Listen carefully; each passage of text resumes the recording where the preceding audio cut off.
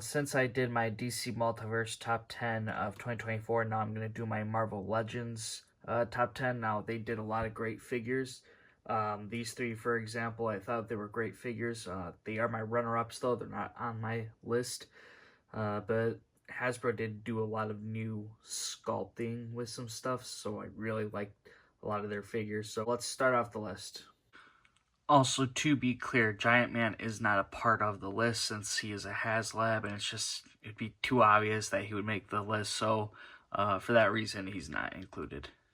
Number 10, the Punisher from the Bushwhacker 2-pack. Now, this figure I think was really fun to have. This version of Punisher came with a lot of weapons. There was that cool grenade, explosive accessory. I thought that came with a lot of cool stuff, and of course you have the other figure. But since we're just focusing on individual figures here, this is my choice is Punisher. Number 9, Carnage from Let There Be Carnage. This one is just such an amazing sculpt, and I really did like the Carnage we did see. So seeing this kind of like really, really I don't know, symbiotic look from the Carnage in the movie where he's just really sticking out, all the stuff in the back. I think that's just really cool that we have. And, he's got so much great detail. So this was such a fantastic sculpt. I know the movie wasn't perfect, but just as this figure alone, I just think it looks amazing. Number 8, Zabu. Now, this was a great sculpt for Sabretooth. The one I remember back in, 2007 from San Diego Comic-Con. I used to have that one, and it's just, this one is such a realistic step up, and I just love it. I think they're taking good hints from what G.I. Joe does with their classified line. I really think they're nailing with the animal sculpt. Just such an amazing figure. Number 7, Colossus from the Deadpool movies. This one was just such a great sculpt. I think it was a beautiful looking figure. Definitely one of my favorite characters in those Deadpool movies, and kind of sucked that in the third movie he really got downsized and was barely in it.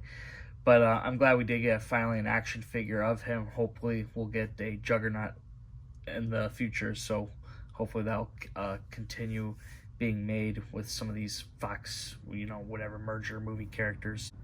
Number 6 is the Danny Ketch Ghost Rider. Now, this figure was really awesome, and it's mostly because of the motorcycle, to be honest, but it is still a nice figure of Ghost Rider. I'm glad we got this version. I just think it's really cool. I wish we did get a new chain kind of accessory, because we've been kind of stuck with the same one for a little bit now, but still overall, I think a great figure. Number 5, the Hugh Jackman yellow suit Wolverine from Deadpool and Wolverine. This figure, I really wanted to have it closer to the top 3, but just Marvel really did release some great comic book figures this year, so that's why Wolverine here is number 5. Now, this is a figure I think everyone's been waiting for a lot, to see Hugh Jackman be in the yellow and blues, so it really is a great figure. There could have been a bit more detail on it, and I'm sure there will be an updated version where there's the sleeveless, so hopefully we will see that kind of come in the future, and hopefully other characters from that movie as well as other Fox movies. I really think Hasbro should go after some of those while the iron's hot, right? Number 4, the Vulture from the VHS 2-packs. This is based off the animated series version. This is actually how I first knew Vulture, before I realized he was supposed to be like a bald old man. As a little kid, I always saw this version, and that was because of the 90s show, and I really liked the suit. I think it was really a great looking figure, so they made it pinless, and that's just really awesome to me, and I think they did a hell of a job with this one, so this figure is number 4. Number 3 is Blackheart. Now, this was Build-A-Figure towards the end of the year, I guess, and this is like really such an amazing looking figure. Now, Toy Biz did a great version of Blackheart as well, so with Hasbro making theirs, it's kind of like a tough battle for them to to really top that. And I think they really did an outstanding job. They really got that kind of matte black throughout the whole body, and then there's that blue hue through the hair. And I think they just did that really perfect. That's why I really like this black art. Really a great looking figure, and and the fact it's pinless is also a bonus. Number 2 is Angel. Now, I think this figure came out like really early in the year. It's kind of hard for me to remember, but I'm pretty sure this was a 2024 figure. I hope it is, because this one was really high up on my list. So number 2 being Angel.